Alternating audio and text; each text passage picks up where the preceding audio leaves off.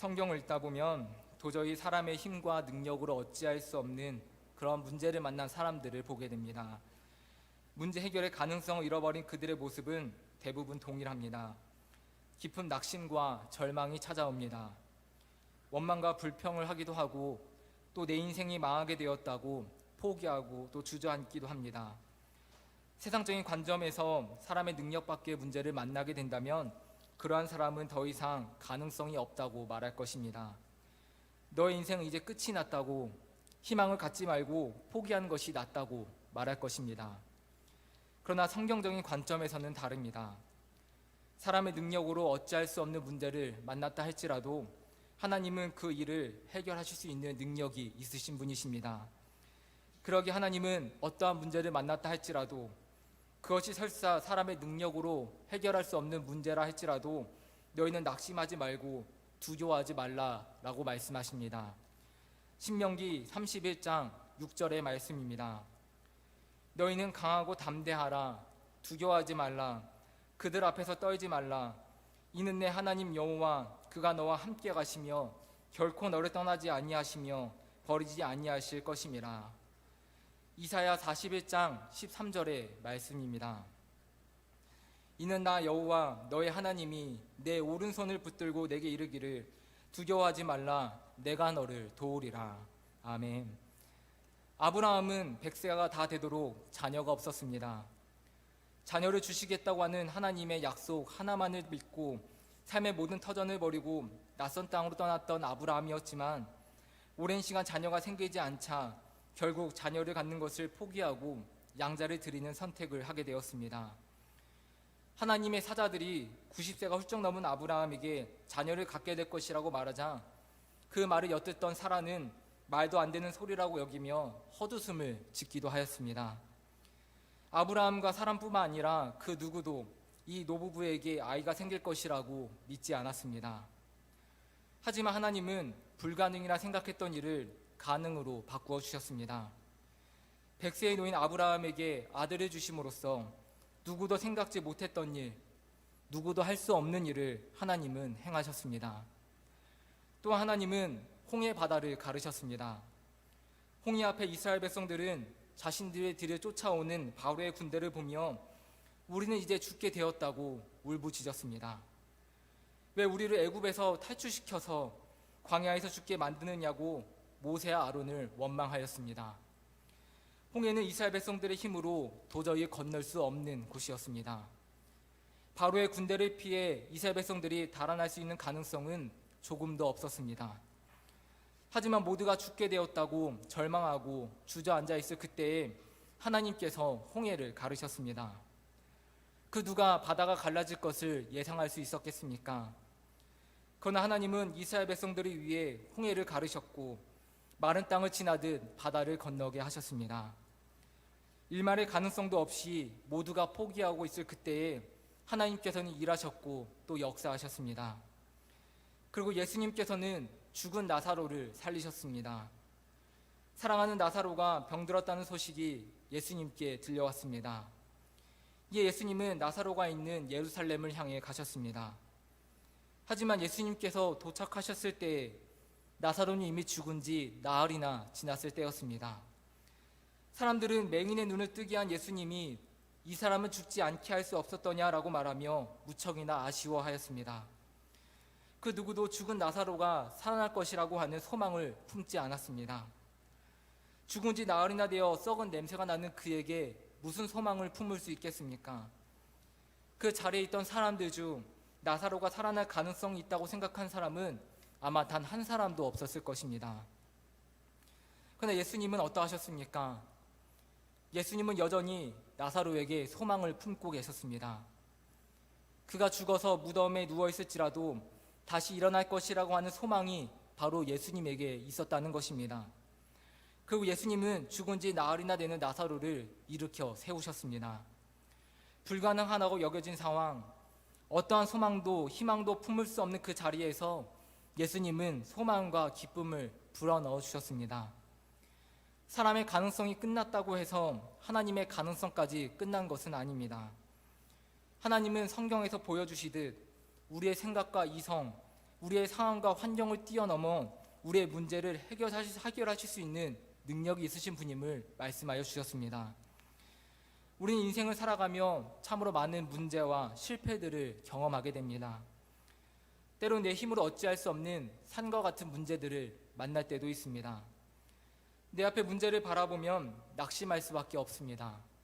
좌절할 수밖에 없습니다. 연약한 내 힘으로 할 수 있는 것이 아무것도 없기에 우리는 두려움에 휩싸이게 됩니다. 하지만 우리가 보아야 할 것은 이러한 문제들이 아닙니다. 그 문제가 아무리 산과 같이 크고 거대하다 할지라도 그 문제보다 더 크고 위대하신 하나님이 계심을 우리는 믿어야 합니다. 산을 옮기시고 바다를 가르시는 능력이 많으신 하나님이 바로 우리와 함께 하십니다. 우리가 보고 집중해야 할 것은 문제가 아닌 바로 하나님이십니다. 우리가 하나님을 믿음으로 바라보고 하나님을 믿음으로 의지하며 나아갈 때에 하나님은 사방으로 우겨싸움을 당하는 것 같은 답답한 우리의 삶 가운데 소망을 주십니다. 희망을 주십니다. 미래를 허락하여 주십니다. 우리가 당하는 그 어떠한 문제보다 크고 위대하신 하나님을 바라볼 수 있는 믿음, 하나님은 능히 우리가 처한 모든 문제들을 해결하실 수 있는 능력이 있으신 분이라고 하는 굳은 믿음이 우리 모두 가운데 더해지기를 이 시간 간절히 소망합니다. 오늘 본문 또한 사람으로서 감당할 수 없는 문제를 만난 한 사람을 소개하고 있습니다. 그러나 이 사람은 문제 속에서 주님을 믿음으로 바라보았고 놀라운 기적을 맛보게 되었습니다. 주님께로 나온 그 사람은 회당장 야이로라고 하는 사람이었습니다. 그는 예수님을 보는 순간 예수님의 발 앞에 엎드렸고 간청하였습니다. 마가복음 5장 23절을 보면 그가 간곡하게 구했다라고 기록하고 있습니다. 회당장은 회당 건물의 관리뿐만 아니라 예배 인도에 이르기까지 회당의 업무 전반에 관한 책임을 맡은 사람이었습니다. 따라서 당시 회당장으로 임명되는 사람에게는 사회적 존경이 뒤따라왔습니다. 말하자면 회당장은 사람들에게 명예와 존경을 받는 위치에 있는 사람이었습니다. 그런데 오늘 본문을 보면 이런 사회적 지위를 지닌 야이로가 당시 아무런 직책도 없었던 주님 앞에 나와 엎드렸습니다. 그것도 수많은 사람들이 보는 가운데 말입니다. 야이로는 회당장으로서 체면이나 사람들의 시선을 신경 쓸 시간이 없었습니다. 너무도 절박하고 시급한 문제가 그 앞에 놓여져 있었기 때문이었습니다. 그는 무엇 때문에 이토록 급하게 예수님을 찾아왔던 것입니까? 예수님의 발 앞에 엎드린 야이로는 이와 같이 말합니다. 내 어린 딸이 죽게 되어 누워있사오니 원하건대 오셔서 내 딸에게 안수하사 그녀가 낫게 하소서. 그러면 내 딸이 살겠나이다. 사랑하는 딸이 몇 날 며칠 아파서 끙끙거리며 고통을 받고 있는데 아버지인 야이로는 해줄 수 있는 것이 아무것도 없었습니다. 간절히 기도도 해보고 의사도 불러보고 밤새 수건으로 딸은 땀을 닦아주며 같이 있어 보았지만 딸은 전혀 나아질 기색이 없었습니다.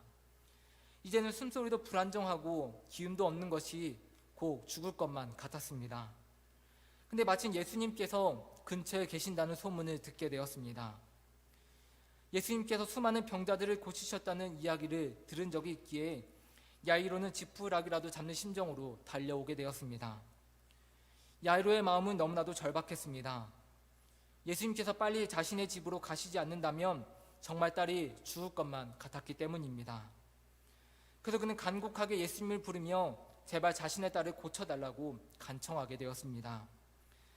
감사하게도 예수님은 야이로의 청을 들어주셨고 그의 집으로 가서 딸을 고쳐주시기로 결심하셨습니다.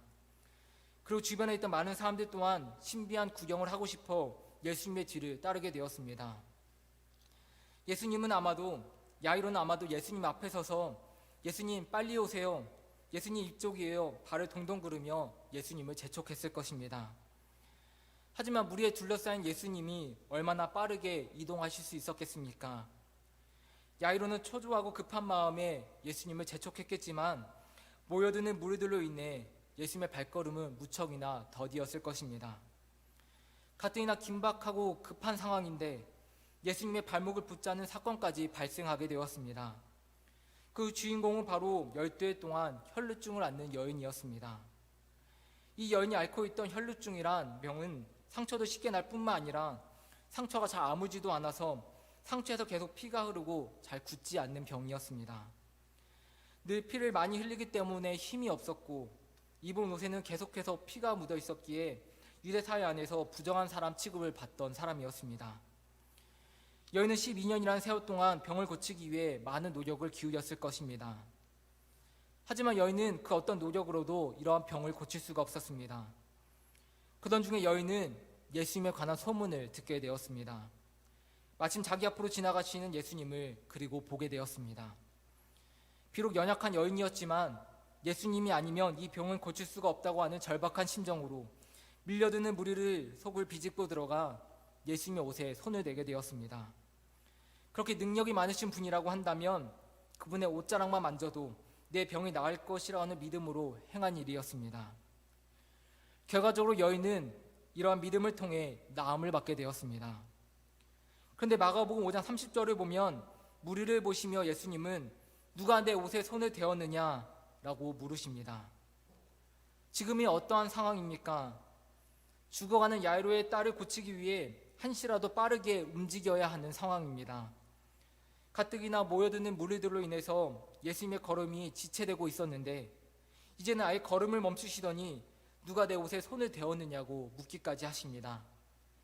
이 모습을 본 야이로의 마음은 얼마나 급하고 속이 탔겠습니까? 제자들도 다급하게 예수님께 대답합니다. 무리가 에어싸미는 것을 보시며 누가 내게 손을 대었느냐고 물으십니까? 빨리 야이로를 따라 야이로의 집으로 가셔야지요. 하지만 예수님은 멈추신 발걸음을 좀처럼 떼지 않으셨습니다. 마가복음 5장 32절을 보면 예수님께서 이 일 행한 여자를 보려고 둘러보셨다고 기록하고 있습니다. 얼마나 여유 있으신 모습이신지 내 몸에 손을 댄 그 사람이 어디 있는가 여기저기 살피고 둘러보기까지 하셨다는 것입니다. 예수님이 이와 같은 모습에 결국 한 여인이 두려워 떨며 예수님 앞으로 나아오게 되었습니다. 그 여인은 자신이 어떠한 병을 앓았었고 왜 예수님의 옷자락을 만지게 되었는지 설명하였습니다. 여인의 모든 이야기를 들으신 예수님은 딸아, 내 믿음이 너를 구원하였으니 평안히 가라. 내 병에서 놓여 건강할지어다 라고 말씀해 주셨습니다. 하지만 이 모든 대화가 진행되는 동안 야이로의 심정은 어떠했겠습니까? 오랫동안 병을 앓던 여인이 치료를 받게 된 것은 참으로 기쁜 일임에 분명하지만 지금 자신의 딸은 한시가 급한 상황입니다. 언제 죽을지 알 수 없습니다. 근데 이러한 자신의 마음과는 달리 예수님은 너무나도 여유롭습니다. 지금 달려가도 부족한 상황인데 멈춰서서 좀처럼 가실 생각을 하지가 않습니다. 이쯤 되면 고치실 마음이 있는 건지 없는 건지 의심이 가기까지 합니다. 야이로는 얼마나 답답하고 속이 탔겠습니까? 예수님께서 아직 당신의 옷자락에 손을 댄 여인과 대화를 나누고 계실 때에 결국 우려하던 일이 발생하고 말았습니다. 회당장의 집에서 온 사람들이 회당장에게 이와 같이 말합니다. 당신의 딸이 죽었나이다. 어찌하여 선생을 더 괴롭게 하나이까? 이 말은 당신의 소망은 사라졌고 당신의 가능성도 사라졌고 모든 것이 이제 다 끝이 났습니다. 이제 그만 포기하십시오 라는 말과 같은 것이었습니다. 이 이야기를 듣는 야이로는 얼마나 허탈했겠습니까? 조금만 더 빨리 예수님께서 딸에게 가주셨더라면 딸이 살아날 수 있었을 텐데 이제는 딸이 죽어버렸으니 딸이 나을 것이라고 하는 모든 기대가 무너져 버리고 말았습니다. 하늘이 무너지는 것과 같은 슬픔에 잠긴 야이로였습니다. 그때 회당장의 딸이 죽었다는 소식을 들은 예수님께서 그의 마음을 붙들어 주십니다. 슬픔과 절망 가운데 있는 야이로에게 예수님께서 무엇이라 말씀하십니까? 두려워하지 말고 믿기만 하라. 예수님의 이 말은 야이로를 위로하기 위한 빈말이 아니었습니다. 야이로는 딸을 향한 모든 소망이 끊어졌다고 생각했지만 예수님은 아직 딸에 대한 소망이 있으셨습니다. 이것이 중요합니다. 우리의 소망이 끊어졌다고 하여 주님의 소망까지 끊어지는 것은 아닙니다. 비록 우리의 상황과 환경이 좋지 않다 할지라도 아무런 소망을 가질 수 없는 상황 속에 있다 할지라도 주님께서 우리를 향하여 소망을 가지고 계시기만 한다면 우리가 처한 상황과 환경에 상관없이 우리에게는 소망이 있고 우리에겐 여전히 희망이 있다는 것입니다. 그래서 시편의 기자는 이와 같이 고백하고 있습니다. 시편 62편 5절의 말씀입니다. 나의 영혼아 잠잠히 하나님만 바라라. 물은 나의 소망이 그에게서 나오는도다. 그렇습니다. 주님은 우리에게 소망을 주시는 분이십니다. 세상이 우리를 향해 이제 모든 것이 끝났어, 가능성이 없어, 소망이 없어 라고 말한다 할지라도 주님이 우리에게 소망을 품고 계시는 한 우리에게는 여전히 소망이 있고 희망이 있고 또한 미래가 있는 것입니다. 예수님은 딸이 죽었다는 소식을 들었지만 담대하게 회당장의 집으로 가셨습니다. 아무런 소망도 희망도 발견할 수 없는 그곳을 향해 예수님은 나아가셨습니다. 회당장의 집에 들어서자 그곳은 울음바다가 되어 있었습니다. 이제 겨우 12살밖에 되지 않은 소녀가 죽었으니 그 슬픔이 얼마나 컸겠습니까? 예수님은 슬퍼하는 자들을 보시며 그러나 이와 같이 말씀하십니다. 너희가 어찌하여 떠들며 우느냐? 이 아이가 죽은 것이 아니라 잔다. 하지만 예수님의 이와 같은 말씀에 대한 반응은 비웃음이었습니다. 사람들은 죽은 것이 아니라 잔다는 예수님의 말씀을 듣고 비웃었습니다. 사람들은 분명 소녀가 죽은 것을 확인하였습니다. 모든 소망과 가능성이 끊어졌음을 자신들이 직접 확인한 것입니다. 그런데 예수님께서 소녀가 죽은 것이 아니라 잔다라고 말씀하시니, 너희 소망과 가능성이 아직 끝나지 않았다고 말씀하시니 그 말을 믿을 수 없었던 이들은 예수님이 헛된 소망을 품고 있다고 생각하며 비웃을 수밖에 없었던 것입니다. 이 모습은 마치 아브라함의 아내 사라를 떠올리게 합니다. 하나님의 사자들이 아브라함을 찾아왔습니다. 그들은 아브라함에게 매년 이맘때 내가 반드시 내게로 돌아오리니 내 아내 사라에게 아들이 있으리라 라고 말씀하셨습니다. 장막대에서 이 말을 들은 사라는 그러나 속으로 웃으며 말하였습니다. 내가 노쇠하였고 내 주인도 늙었으니 내게 무슨 즐거움이 있으리요. 사라는 생리가 끊어진 지 오래인 자신에게 아이가 생긴다는 것은 불가능한 것이라고 생각했고 하나님의 사자들이 전해주는 말을 비웃었습니다. 그러나 그때 하나님의 사자들이 말합니다. 사라가 왜 웃으며 이르기를 내가 늙었거늘 어떻게 아들을 낳으리요 하느냐? 여호와께서 능하지 못한 일이 있겠느냐? 기한이 이를 때에 내가 내게로 돌아오리니 사라에게 아들이 있으리라. 여호와의 사자들은 하나님의 말씀을 믿지 못하는 사라를 꾸짖으며 여호와께서 능하지 못한 일이 있겠느냐고 말씀하십니다. 예수님 또한 너희가 어찌하여 떠들고 우느냐고 책망하시며 자신을 믿지 못하고 비우는 이들을 집 밖으로 모두 내보내십니다. 그리고 아이의 부모와 몇 명의 제자들을 내리시고 딸이 누워있는 방으로 가셨습니다. 그리고 아이의 손을 잡고 말씀하십니다. 달리다쿰, 소녀야 일어나라. 예수님께서 이와 같이 말씀하시자 놀라운 일이 벌어지게 되었습니다. 분명 호흡을 멈추고 죽었던 소녀가 눈을 뜨고 일어나 걷게 된 것입니다. 예수님은 죽음 가운데 있던 자를 일으켜 세워주셨습니다. 소망을 잃고 절망 가운데 있던 자를 일으켜 세워주셨습니다. 비웃던 자들의 비웃음을 웃음으로 바꾸어 주셨습니다. 만약 야이로가 딸이 죽었다는 이야기를 듣고 예수님 저희 집에 가실 필요가 없게 되었습니다. 오지 마십시오 라고 이야기를 했다면 이러한 기적을 절대로 맛보지 못했을 것입니다. 죽음이라고 하는 그 거대한 문제만을 보르며 주저앉아 버렸다면 그는 결코 이러한 기쁨을 맛보지 못했을 것입니다. 자신의 집에서 예수님을 비웃던 사람들과 같이 야이로 또한 그렇게 할 수 있었습니다. 죽은 사람을 도대체 어떻게 한단 말입니까?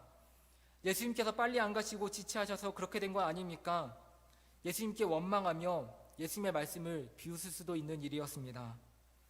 하지만 야이로는 어떻게 하였습니까? 야이로는 끝까지 예수님을 믿었습니다. 죽음이라고 하는 어떠한 사람도 해결할 수 없는 거대한 문제 앞에서 두려워하지 말고 믿기만 하라는 주님의 말씀을 믿고 주님만을 바라보며 나아갔습니다. 때로 우리 가운데에도 커다란 문제들이 찾아옵니다. 우리의 모든 소망과 가능성을 끊어버리는 문제들이 우리 가운데 찾아올 때도 있습니다. 세상은 이러한 우리를 보며 너는 이제 끝났다고, 너에게는 이제 아무런 소망이 없다고 속삭입니다.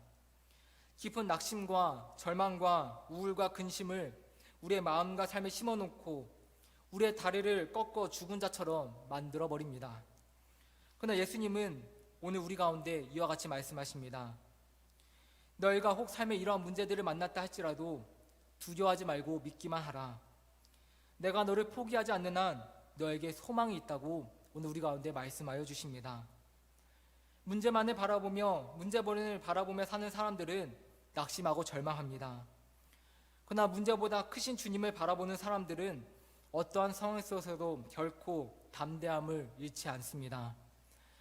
사랑하는 성도 여러분, 어떠한 문제보다 크신 우리 주님께서 우리에게 소망을 가지고 계심을 말씀하십니다. 우리의 상황이 어떠하든지 또한 우리의 형편이 어떠하든지 우리가 어떠한 문제를 만났든지 그것은 결코 중요한 것이 아닙니다. 우리에게 중요한 사실은 주님께서 지금도 우리 가운데 소망을 품고 계신다는 그 사실입니다. 주님께서 지금도 우리를 포기하지 않고 계신다는 사실입니다. 주님께서 우리의 손을 붙들고 계시기에, 주님께서 우리로 하여금 달리라고 일어나라고 말씀하시기에 우리는 언제라도 또 어떠한 상황 속에서라도 우리는 다시금 일어날 수 있습니다. 하나님은 말씀하십니다. 예레미야 29장 11절의 말씀입니다. 여호와의 말씀이니라.